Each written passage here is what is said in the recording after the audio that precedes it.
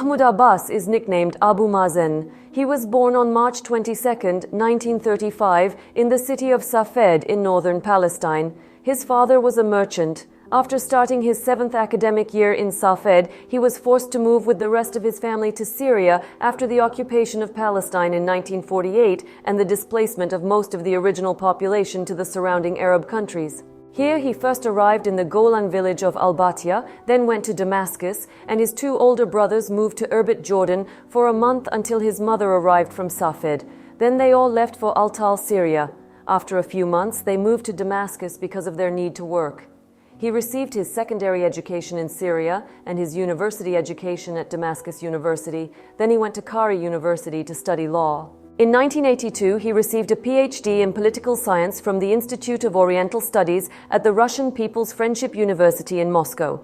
His thesis was on the secret relations between Nazi Germany and the Zionist movement, and the relationship between the leaders of Nazism and the leaders of the Zionist movement was published by the House of Ibn Rushd in a book entitled The Secret Relations Between the Other Side Nazism and Zionism in 1984. In 1957, he served as Director of Personnel Affairs at the Qatari Ministry of Nationality. During this time, he visited the West Bank and the Gaza Strip several times to select teachers and employees to work in Qatar. He held this position until 1970. He devoted himself entirely to national work. Abbas also began his political career in Syria.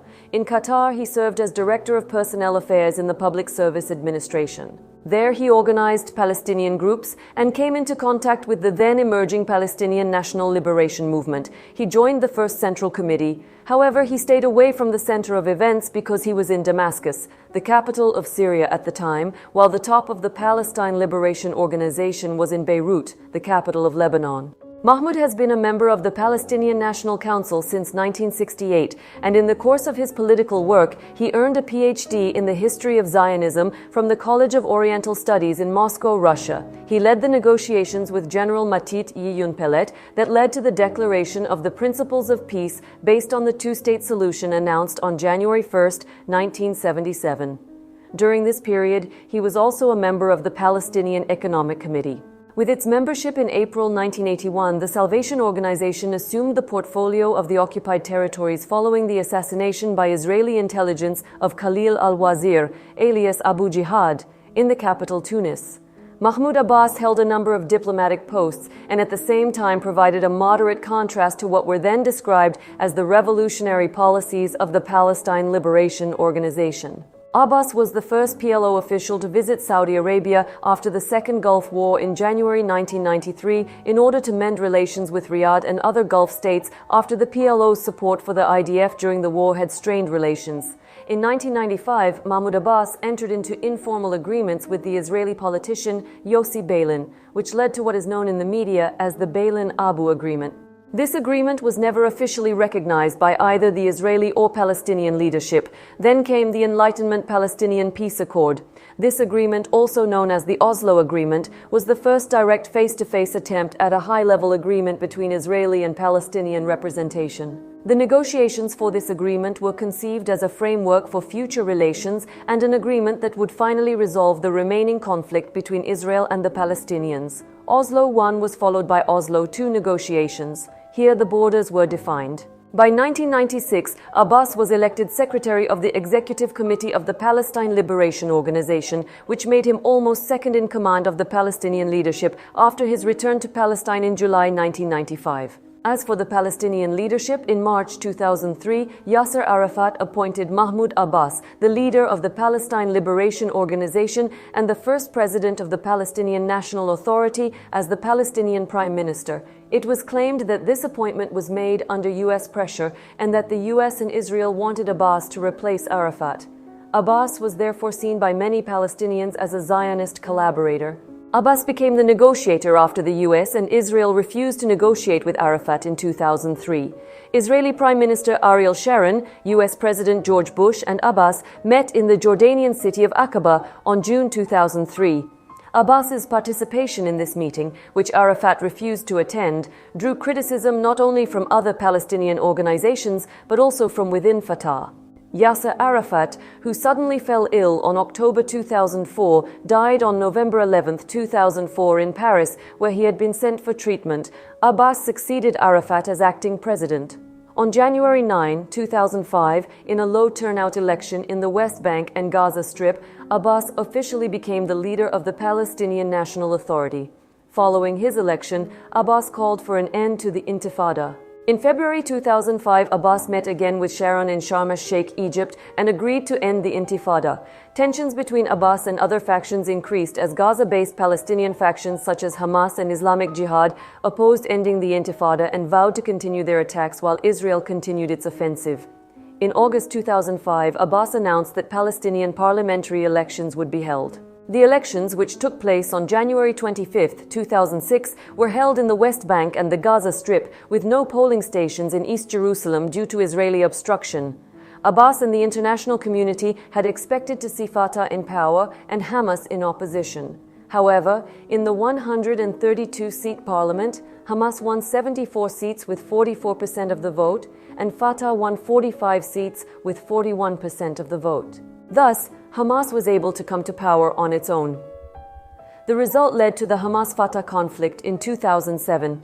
Thus, Hamas remained in the Gaza Strip while Abbas took over the West Bank, and Palestine was practically divided into two. There were no more elections in Palestine. In the following period, there were no presidential elections either, so Abbas remained in office without elections. Requests for elections were rejected each time on the grounds that the conditions were not ripe.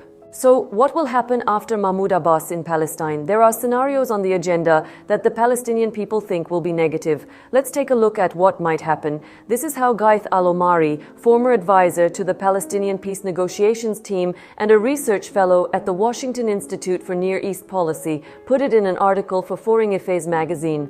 According to him, the popularity of the national leadership is very low, and Mahmoud Abbas is now 87 years old. With each passing year, the rumors about who will replace him grow louder. When the time comes to elect a new president, there is little chance of a smooth transition. Mahmoud Abbas has continued to hold on to power by leaving the question of his successor unanswered and refusing to create a mechanism for his election. This means that if he were to die or resign suddenly, a protracted and violent struggle could ensue. Such a struggle could determine not only who will lead the Palestinian National Authority and whether it will survive as a governing body, but also the future of the Palestinian national movement. The National Authority also faces internal challenges. In 2007, clashes between armed factions killed and injured hundreds of people in the Gaza Strip. Hamas prevailed in the fighting. It expelled the national administration and took over the territory. Israel responded by imposing a blockade on Gaza, leaving the Palestinians geographically and politically divided. The Palestinian National Authority retained power in the West Bank. These events shook the National Authority, and Mahmoud Abbas appointed a reform-minded Prime Minister, Salam Fayyad, to restore the credibility of the national administration. Salam Fayyad's premiership was short-lived. He was dismissed in 2013 due to the fierce opposition of Fatah leaders to his anti-corruption measures. Salam Fayyad's reforms to reduce corruption, increase fiscal transparency, and public sector efficiency were shelved. Today, nearly 80% of Palestinians believe that the Palestinian National Authority is corrupt, and a poll conducted by pollster Khalil Shikaki in April showed for the first time that the majority of Palestinians believe that the collapse of the national leadership would be in their interests. Public dissatisfaction with the national leadership has increased since it has become increasingly authoritarian. Because of Mahmoud Abbas's advancing age, figures within the party and the government have begun to plan carefully how they will act when the time comes. Hussein Ersaini, Secretary General of the Palestine Liberation Organization, and Majed Farak, the Palestinian National Authority's security chief, are reportedly aiming to use their proximity to Mahmoud Abbas to take over. Other candidates include Jibril El-Rajoub, who used his position as president of the Palestinian Football Association to boost his supporters, and Mahmoud Al-Alul, deputy chairman of Fatah, which is popular among the party's older generation.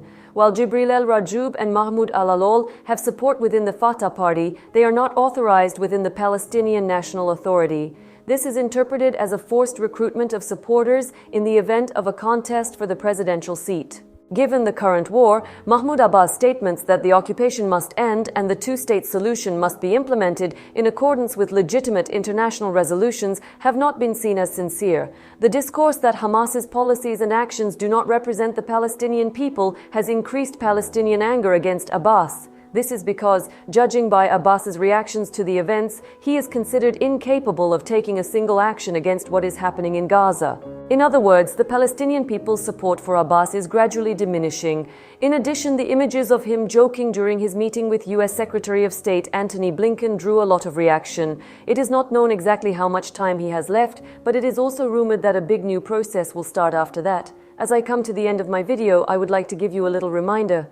You can make us very happy by liking our videos that I prepared after long efforts and subscribing to our channel. Thank you for watching.